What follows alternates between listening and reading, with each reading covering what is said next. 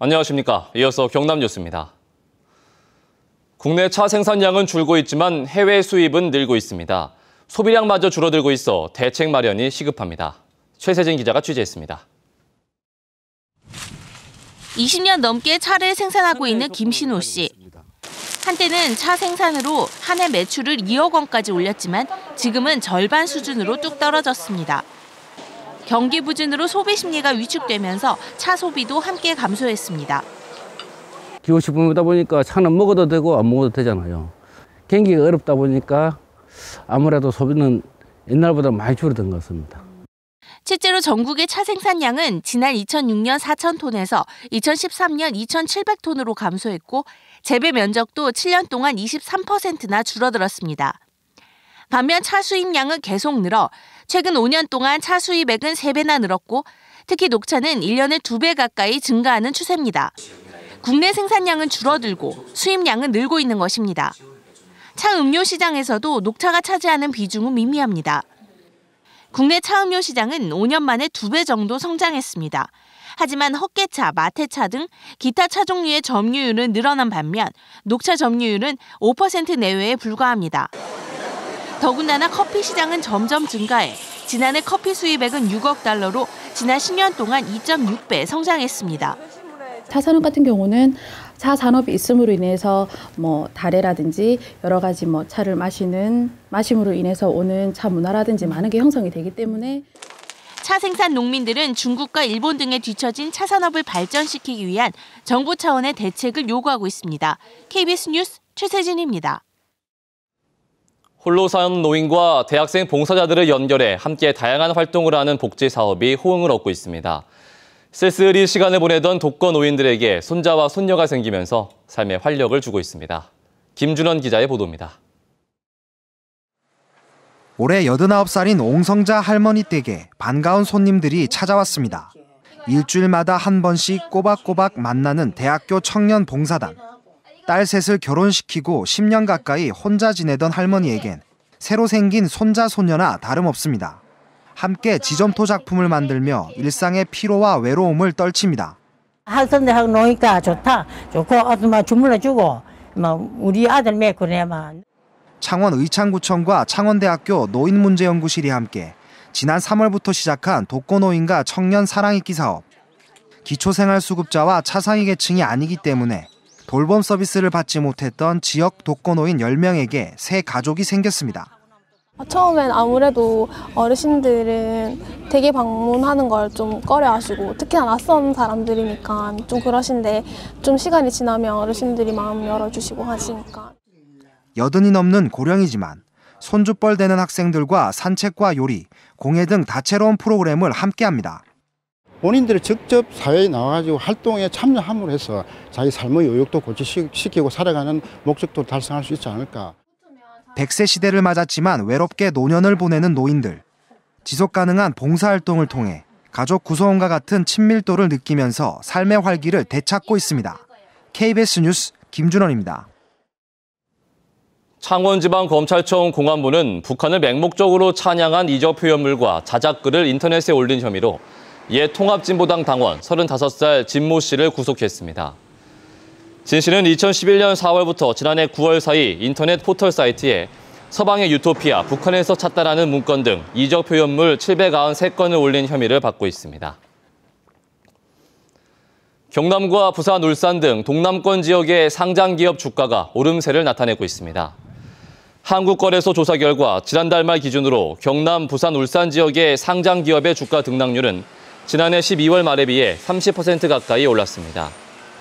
이 가운데 창원의 대림 비행코가 430% 올라 최고 상승률을 기록했고 한국주철관도 220% 올랐습니다. 경남 지역 아파트 가격 상승세를 이끈 김해 지역 아파트 매매가가 19개월 만에 하락했습니다. 모바일 리서치 부동산 서베이는 주간 조사에서 경남 지역 아파트의 평균 매매가가 0.03%, 전세 역시 0.03% 상승을 기록했다고 밝혔습니다. 매매가는 양산이 0.13%, 사천 0.07%, 창원 0.03% 상승한 반면 김해가 유일하게 0.01% 하락했습니다. 거가대교 개통 이후 관광지로 주목받고 있는 부산 강서구 가덕도 일대에서 불법 숙박 영업이 성행하고 있습니다. 이들 숙박업소는 관리 감독도 받지 않아 안전사고의 위험에 노출돼 있습니다. 황현규 기자가 취재했습니다. 거가대교 입구의 바닷가 마을, 한적한 주택가로 들어가 집안 내부를 살펴봤습니다. 주방과 욕실 등 숙박시설을 갖추고 있습니다. 인근의 이 3층 건물에서도 숙박 영업을 하고 있습니다. 하지만 주거나 녹지 지역인 이 일대는 공중위생법상 숙박시설이 들어설 수 없습니다. 부산 가덕도에서 적발된 이런 불법 펜션과 민박집만 22곳. 주말에만 있지요. 거가대교 개통 이후 가덕도 주변이 관광지로 떠오르자 불법 숙박시설이 우후 죽순으로 들어선 겁니다. 불법 숙박시설은 관할구청에 신고를 하지 않고 영업을 하다 보니 관리감독의 손길도 미치지 못하고 있습니다. 적발된 숙박업소 중에는 야외에서 불을 피우고 음식을 해먹는 바비큐장을 운영한 곳도 있습니다. 이런 시설은 목재로 돼 있어 화재가 날 경우 대형 인명피해도 우려됩니다. 미신고 숙박업소는 전기, 소방, 안전점검을 받지 않고 있기 때문에 안전사고의 위험이 항상 노출되어 있습니다. 부산시 특별사법경찰은 여름 휴가철을 맞아 주거지를 가장한 불법 숙박업이 성행할 것으로 보고 단속을 강화하기로 했습니다. KBS 뉴스 황현규입니다.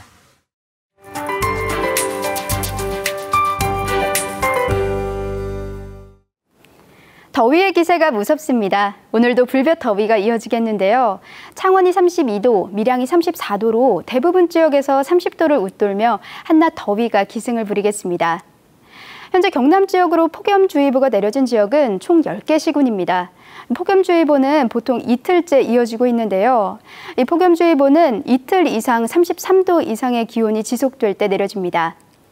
연일 아침과 낮 기온 모두 오름세를 보이고 있습니다. 대부분 지역에서 30도를 웃도는 한낮 더위가 이어지겠는데요. 현재 창녕과 의령, 함안과 밀양으로는 폭염주의보가 이어지고 있습니다. 그 밖의 지역으로도 30도를 웃도는 더위에 주의하셔야겠습니다. 서부 지역은 현재 거창과 합천, 함양과 산청, 사천과 남해로 폭염주의보가 내려졌습니다. 또한 그 밖의 지역으로도 32도를 웃도는 한여름 더위가 이어지겠습니다. 이렇게 맑은 날씨 속에 강한 햇빛이 내리쬐면서 대기는 계속해서 건조해지고 있습니다. 불이 나지 않도록 불씨 관리도 잘 하셔야겠습니다. 오늘 자외선 지수 매우 높은 단계까지 올라갑니다. 이렇게 햇볕이 강한 날엔 외출하실 때 모자와 선글라스를 꼭 착용해 주시는 게 좋겠습니다. 바다의 물결은 먼바다에서 최고 1m로 비교적 낮게 일겠습니다. 6월 장마가 시작되기 전 습도는 낮지만 볕이 뜨거운 날씨를 불볕더위라고 하는데요. 요즘 같은 날씨가 불볕더위라고 할 수 있겠습니다. 불볕더위는 토요일에 비가 내리면서 잠시 주춤할 전망입니다. 기상정보였습니다. 거창구는 수승대 권역 5개 마을을 정부의 신재생 에너지 융복합 지원 사업 선정을 계기로 에너지 자립마을로 조성합니다. 밀양시는 지역 향토 기업의 경쟁력 강화와 수도권 기업 유치를 위해 보조금 지원을 확대합니다. 거제교육지원청과 거제상공회의소는 교육 기부 협약을 체결하고 지역 중학교 학생들의 동아리 활동 등을 지원합니다. 사천시는 노후된 삼천포 전통수산시장의 활성화와 안전사고 예방을 위해 각종 시설물을 오는 8월까지 개선합니다. 지리산 국립공원 사무소는 지리산 세석대피소 일대에 이달 중순부터 철쭉이 피기 시작해 현재 70% 가까이 개화했다고 밝혔습니다. 국립공원 측은 세석대피소 일대 철쭉의 개화 절정은 오는 29일 전후로 예상했습니다. 한편 올해 지리산엔 복수초가 전년보다 한 달가량 늦게 개화하는 등 봄꽃 개화 시기가 예년보다 늦어졌습니다. 각종 범죄 사건에 가장 먼저 출동하는 파출소에서 40살 이하 경찰관이 14%대에 불과한 것으로 나타났습니다. 경남경찰청이 조사한 결과 경남 지역 139곳 파출소에서 40대가 47.79%, 50대가 38.06%를 차지해 40대 이상 인력이 전체의 85%를 넘었습니다. 반면 30살 이하는 5.05%, 30대는 9.08%에 그쳐 일선 파출소의 고령화가 심각한 것으로 나타났습니다. 찬반 논란이 일고 있는 사천 동지역 인재 육성 학습관 건립 여부를 놓고 다음 달 3일 시민 대토론회가 열립니다. 사천시는 지역 인재 유출을 막는 차원에서 62억 원을 들여 삼천포 동지역에 인재 육성 학습관을 건립해 고교생 180명에게 교육 환경을 제공하기로 했습니다. 하지만 일부에선 연간 15억 원의 운영 예산이 특정 학생에게 혜택을 준다며 반대하고 있습니다. KBS 뉴스를 마칩니다. 고맙습니다.